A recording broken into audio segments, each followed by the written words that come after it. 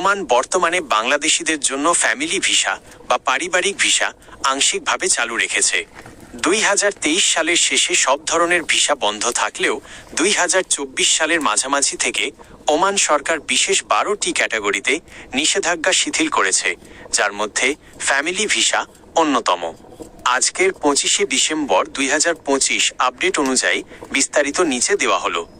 Family ভিসার বর্তমান অবস্থা।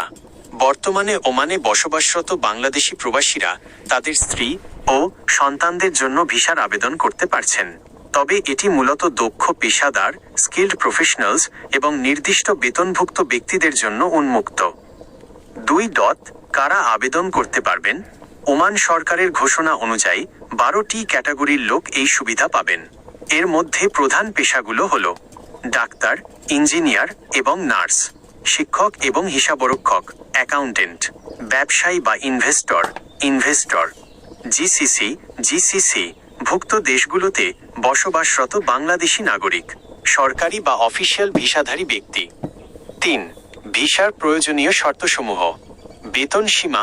স্পন্সরের স্বামী পিতা মাসিক বেতন সাধারণত 600 ওমানি রিয়াল বা তার বেশি হতে হয়।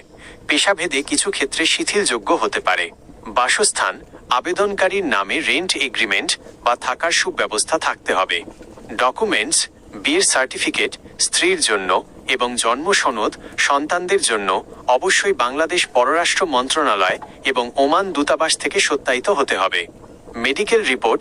বাংলাদেশ থেকে আসার ক্ষেত্রে গামকা GAMCA অনুমোদিত মেডিকেল সেন্টার থেকে স্বাস্থ্য পরীক্ষার রিপোর্ট প্রয়োজন হবে। 4. গুরুত্বপূর্ণ কিছু তথ্য। Family visit visa. এটি স্বল্প মেয়াদের জন্য, সাধারণত 1 মাস যা 3 মাস পর্যন্ত বাড়ানো যায়। Family joining visa. এটি দীর্ঘমেয়াদী বসবাসের জন্য, যা 2 বছরের জন্য ইস্যু করা হয়। ভিসা পরিবর্তন।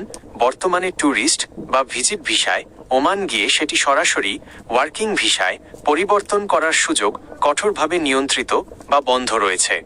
সতর্কতা। ওমান সরকার প্রতিনিয়ত তাদের ভিসা পলিসি আপডেট করে, তাই যে কোনো চূড়ান্ত পদক্ষেপ নেওয়ার আগে আপনার স্পন্সর বা মাস্কাটে অবস্থিত বাংলাদেশ দূতাবাসের সাথে যোগাযোগ করা সবচেয়ে নিরাপদ।